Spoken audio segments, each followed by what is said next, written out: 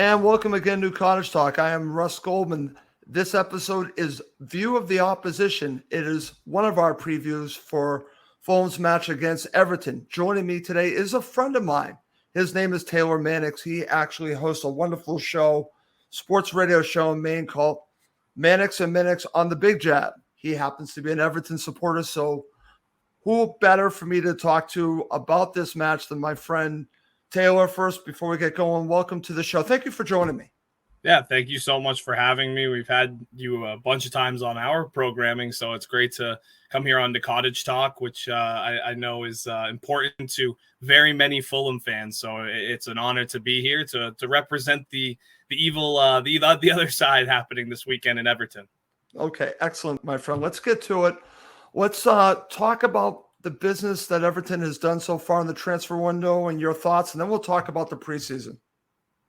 Yeah, and look, I mean, you're looking at summer transfers right now. There's still the possibility of another one, and it looks like it's pretty much coming to fruition for Everton, and that's U.S.He coming from Sporting Lisbon. I apologize to all those out there if I butchered that a little bit. He's a young kid from Sporting Lisbon right now. It looked like today they were doing medicals. If they can land him, that is going to, I think, make an Everton fan like myself breathe a little bit easier from this transfer window. So far, they've only been able to bring in Arnaud Danjuma from Villarreal, which, again, loan, fantastic. A welcomed add in Ashley Young on a free transfer as well from Aston Villa. But the guy's going out, Russ, from Yerry Mina. Right.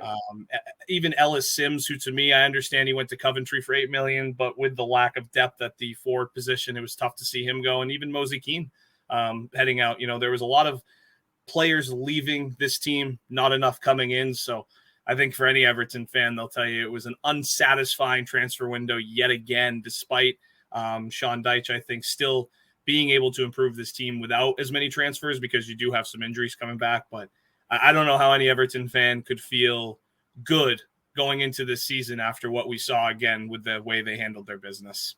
Okay. We're going to be talking about Sean Dyche in just a few minutes, but let's talk about the preseason. You and I were talking about it a little bit before we hit the record button. So I understand your thoughts on the transfer window, but obviously, how's the preseason gone so far that you've watched from Everton? Good and bad, right? I felt it's great that they went unbeaten. Fantastic. Especially, I thought the last match at Goodison Park, the way that they finished that out, it was very fun to watch. I actually just told you, off air, I finished just watching that, catching up on it today.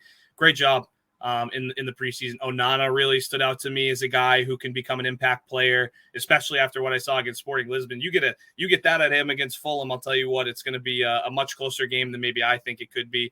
Onana really impressed. The health of DCL is still something to monitor over this preseason as well. But overall, I think the theme that came out, as much as I want to try to pull positives right now with you, Russ, was I don't know where the offense is going to come from yet again for a second season. And last year I felt like whenever we'd go into a game, if they were going to concede first, I think you're losing. To think you're going to come back from even a goal deficit was tough last year. And this preseason left me with those same sentiments, just lack of offense, lack of depth up there. Very happy with the defense and how James Tarkowski has played. He played a ton of minutes last year. The only field player, in fact, to play every minute of the club's 22-23 season. He looked really good. So, again, happier with the defensive side of the ball, but very much so concerned about how Everton's going to continue to score goals. Okay, and we're going to talk about Calvert-Lewin coming up, but as we're talking about this and you're talking about the lack of goals, and if Fulham supporters and Everton supporters are not aware of this, I'm sure many are, that Dwight McNeil will not be involved. How much of a loss is this, not just in this match for Everton, but just in general? Yeah, and he has an ankle injury right now, Russ, that's looking, at least from the reports I've read, maybe a month long, depending on the injury, but he definitely will not be there for the Fulham match this Saturday at Goodison Park, which is bad for Everton. As you mentioned, what does he mean to the team?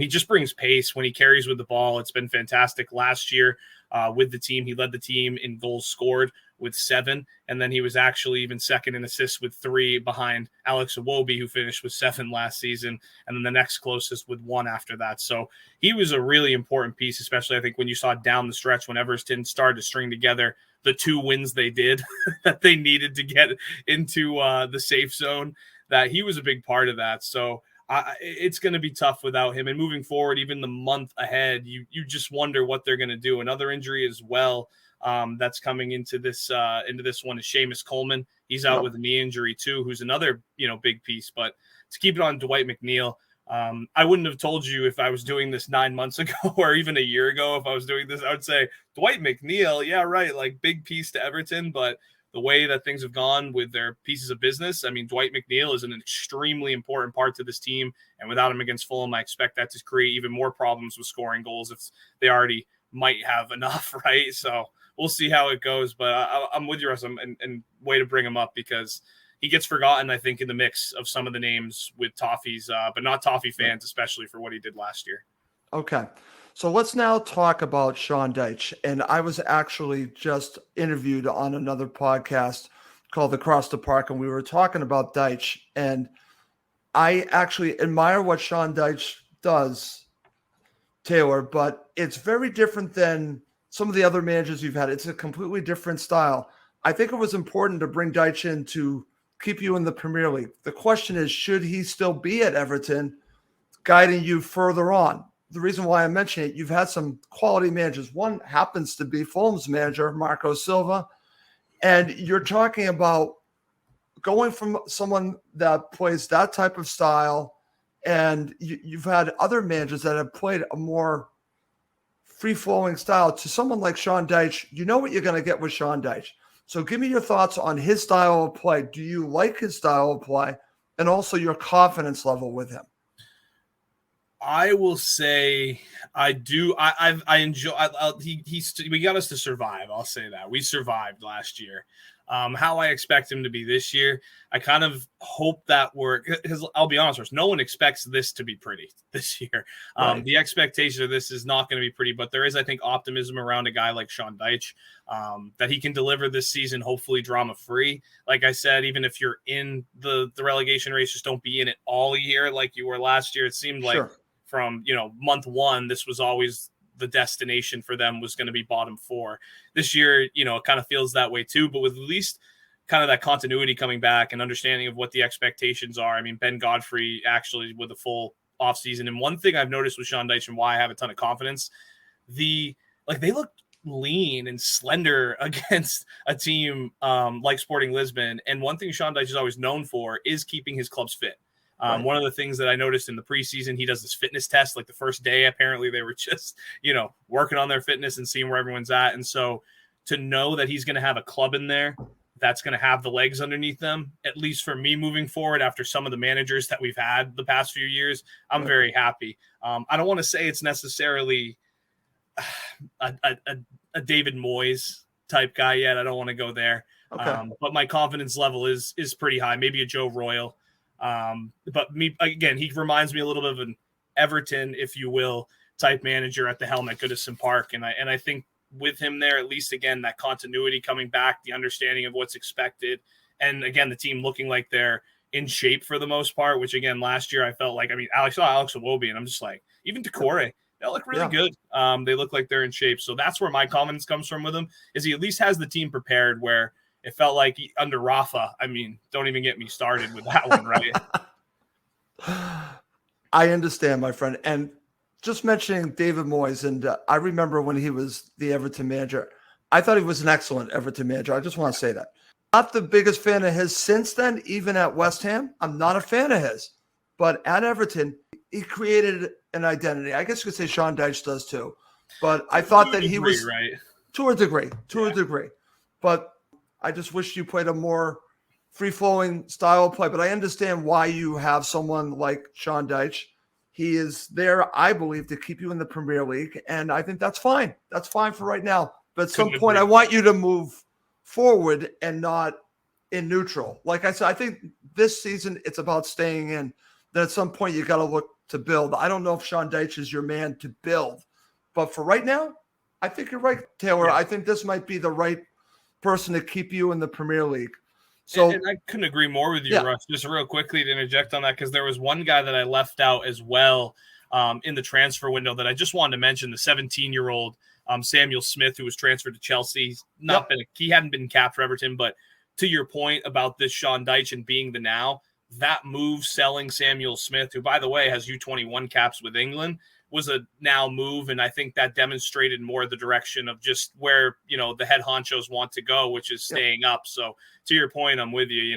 This might he might not be here in 4 years, but to keep them up and to at least get them back on track to where they're a mid-table team, like hopefully where they can be. This hopefully is going to be our guy. But you have seen moves from the club as well to demonstrate that this year is about staying up, not the future. Right. And listen, it makes sense, Taylor. You're going to be going into a new stadium soon. Yeah. I think it's about staying in the Premier League. I understand that. I get that. I totally get that. And I'll say this, as I said on Across the Park, if I'm watching Liverpool play Everton, I'm Everton all the way. I can't stand Liverpool.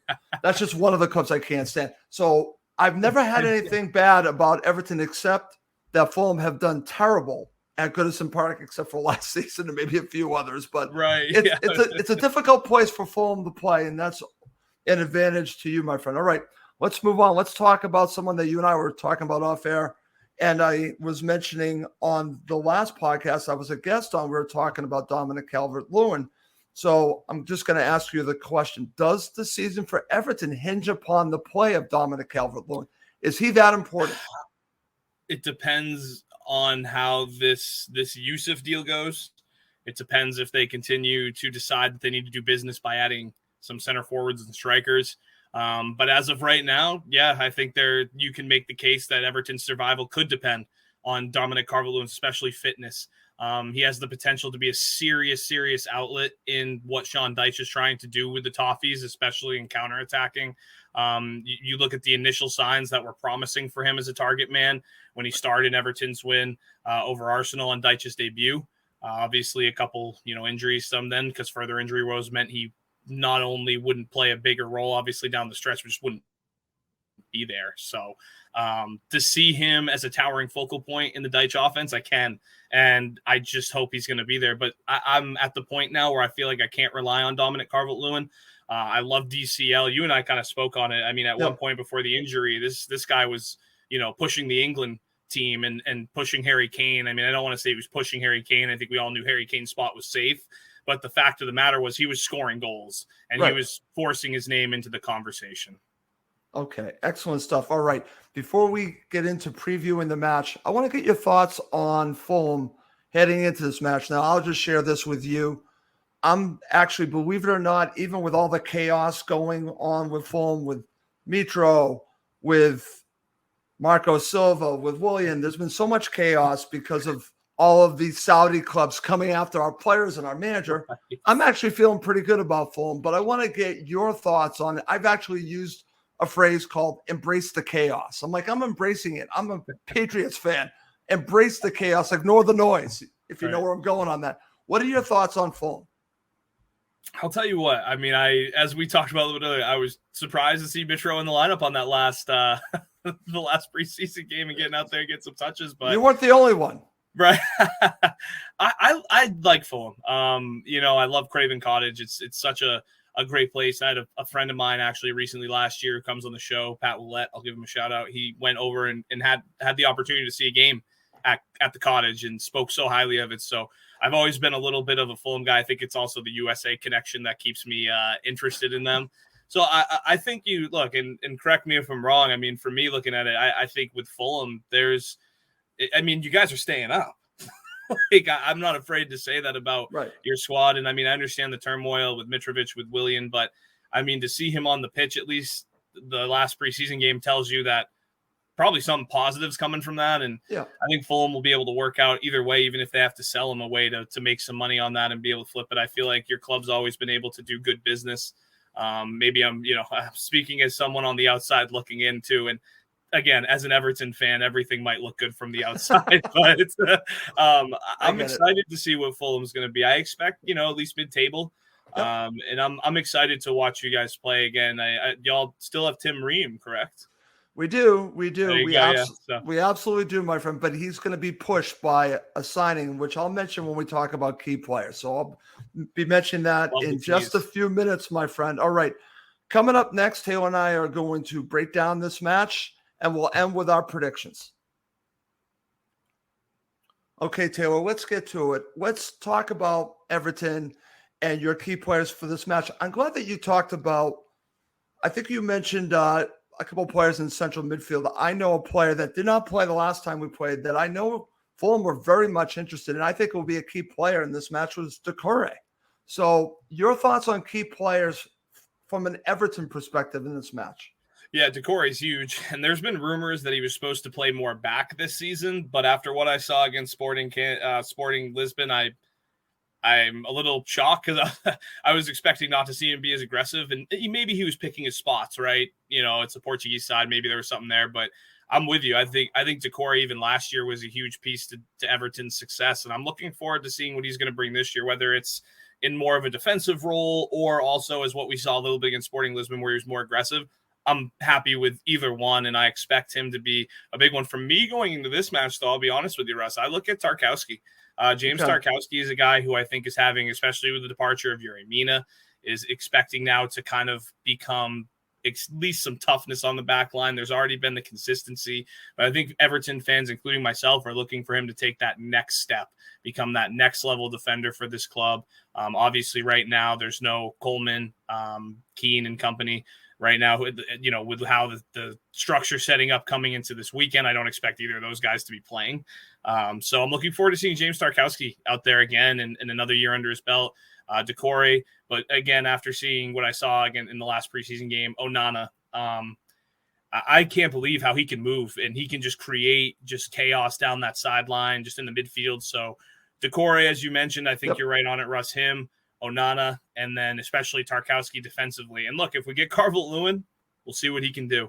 But as we've seen with Everton and with Fulham, not many goals to go around usually anyway, other than maybe that last match that we saw each other play where y'all got the best of us 3-1. But I mean, before that, not many. So I'm not expecting too much offense. That's why maybe throw James Tarkowski in there as more of a key player than I normally would.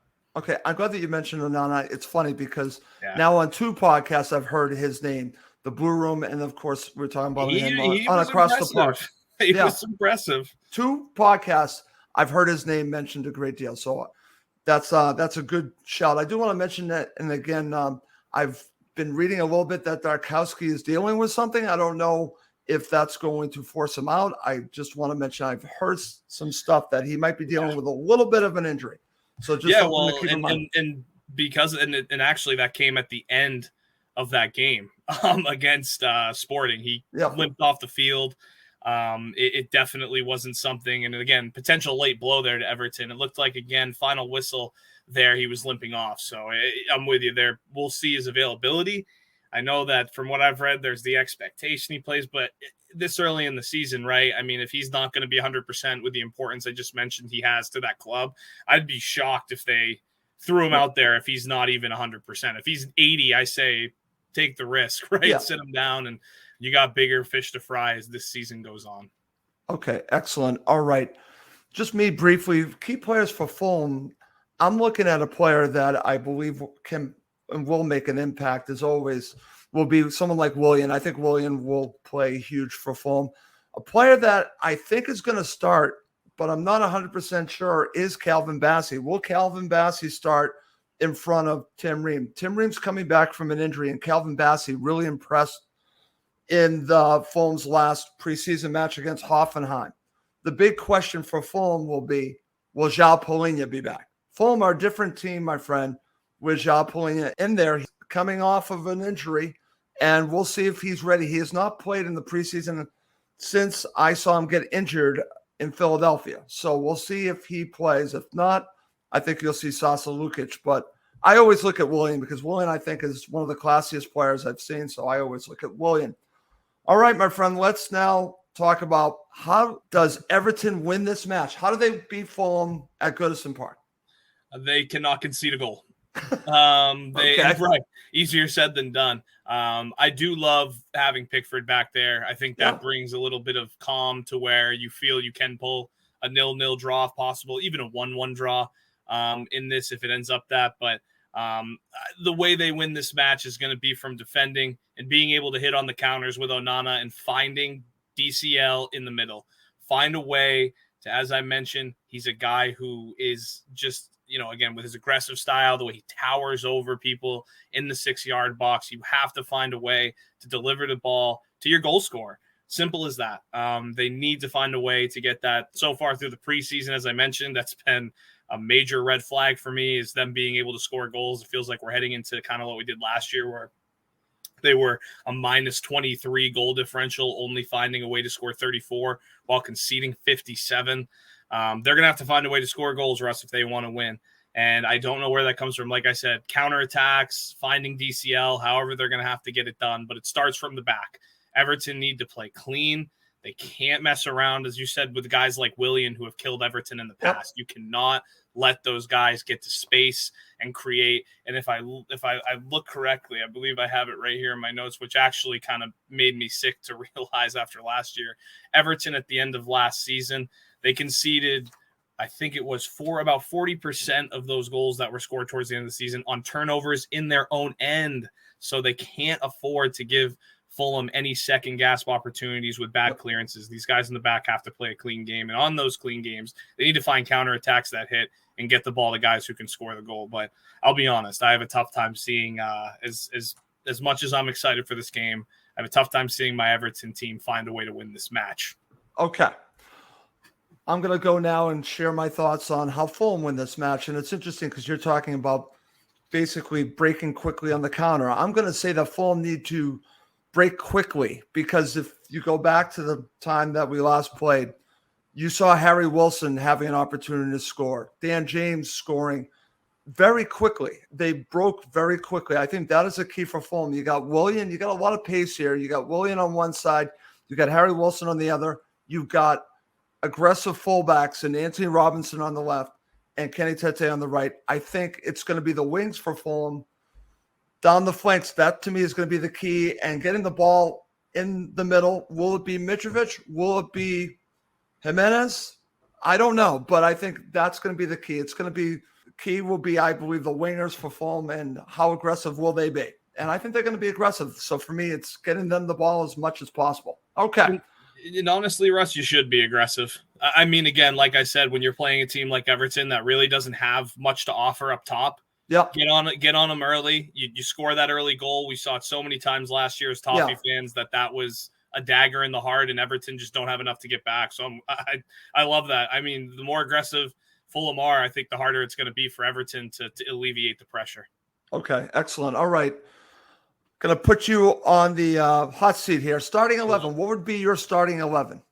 With barring everyone's availability, I'm going to say Pickford at goal. Patterson, this is across the back. Patterson, Young, Tarkowski, Godfrey, which that the injury that happened to start the season last year. Godfrey is one of my favorite players. So happy to see him back healthy. In the midfield, Ghana, Onana, Decore, Danjuma, pending that he's there, and Iwobi, and then up top, Dominic Calvert-Lewin. By the way, Iwobi last year led the team with assists with 7. I expect him to be another big part of this Everton team. I am a huge Iwobi fan. Him, I don't know what it is, even dating back to just before he even came to Everton. He's just been a guy I've admired. So really excited to watch what he does this season. I think he's a little underrated. Okay, very good. All right, so this is what I think Fulham are going to go with. This is just my opinion. I think they're going to go with Leno. It's going to be Tete along with Diop. And I'm going to say Calvin Bassey. It'll be Jedi as your left back. In the center, this is where it gets interesting, because I would like to think that Paulinho would be available, but he has not played since the match in Philadelphia. He's in training right now. I just don't know if he'll be ready in time. So I'm going to say that Marco will go with Sasa Lukic, Harrison Reed, and then Pereira on the left. He'll go with Willian on the right, Harry Wilson up top. I'm going to say he goes with Jimenez. I got a gut feeling it's going to be Jimenez. It could be Mitro, but I'm going to say he's going to go with Jimenez. That's going to be my starting 11. Okay, my friend, to end this episode, what is your prediction? I am going to call it a 1-0 victory to your Fulham squad. I just think that I don't think you're welcome anytime, by the way. A part of me really wants to take a draw. And I'm looking, I'm looking at it right in front of me. I mean, when you look at the way, and I mean, these games have gone, especially at Goodison, Fulham 3-1 this season, back on the 15th of April. And then, of course, you look back to one of the last times they were at Goodison Park way back in I believe it was 2021, a 2-0 win. So I don't know how you guys have had success despite us only playing our best football at Goodison, but I kind of expect this to be a tough home opener for the Toffees. Again, they hopefully will be getting some reinforcements up top to make me feel better about this, but I there's not enough offense I've seen there, Russ, and maybe 1-1, but I'm going to give you guys the advantage for a 1-0 Fulham victory at Goodison Park to kick things off. Okay, excellent. All right, so normally I would go with you and agree with you on 1-0. I just don't like going with just a 1-goal difference when I predict these things. Fair. So I am going to say 2-0 just because I just like a 2-goal difference, just how I roll. But it could very easily be 1-0. It could be a draw. This is not going to be easy for either side. But I do like Fulham's chances here. I think it's an important match for them because of the matches they have coming up afterwards, Taylor. They play Brentford at home, which I feel confident about. Right after that, they play Arsenal, and they play Man City and then Arsenal. So you tell me how massive these next two matches are. So it's very important. I think they know how important it is. So I think Fulham are going to give it everything that they can to get all 3 points at Goodison Park, a place where Fulham have traditionally not done very well, but I'm hopeful in this match. Okay. Taylor, thank you so much for doing this with me tonight. I really appreciate it. Yeah, I had a blast, Russ. You're welcome anytime on my program. Would love to come back for the next match we see in Absolutely. January. So maybe we'll talk again. But I will tell you this: you mentioned who you guys get to start with. We got Aston Villa after y'all next week. You think I'm looking forward to seeing Unai Emery? Oh, that Villa team, man! I'm telling you, they're scary. Okay. Well, I understand where you're going on that, my friend. I do want to mention that if you're interested, Taylor and his brother have a wonderful show on the Big Jab up in Maine. And please do check that out. It is a wonderful show, and I would highly recommend it. I've been on it several times. I actually enjoy your show, Taylor, and I'm thank you very much, sir. Very happy to say I want to call you. You are my friend. So I'm glad that you. Yeah, absolutely. I'm glad that you could come on my show. I've been on your show several times. So thank you. Yeah, well, trust me, I was going to reach out to you anyway. I'm sure we'll be talking to you next week about this recap on my programming. Sounds good. And oh, by the way, anyone that's interested, Taylor's brother Jeff is a Tottenham Hotspur fan. He's not welcome. I'm just kidding. Jeff can come. Jeff can come too. See, Russ, I'll full disclosure, and he'll laugh when he hears this because I know he'll watch it. He said that Everton's getting relegated. So you know what? As far as I'm concerned, I'm fine with the ban. Okay. All right, Taylor. Listen, again, thank you so much for joining me. We do have to wrap up this episode. As always, please do subscribe on YouTube and Apple Podcasts to Cottage Talk. It does help other Fulham supporters find us. Well, that's going to do it for this episode. Thank you very much to my very special guest, Taylor Mannix. From the Big Jab on the Mannix and Mannix Show, my name is Russ Goldman. Thank you as always for watching and listening to Cottage Talk, part of the talkSPORT Fan Network.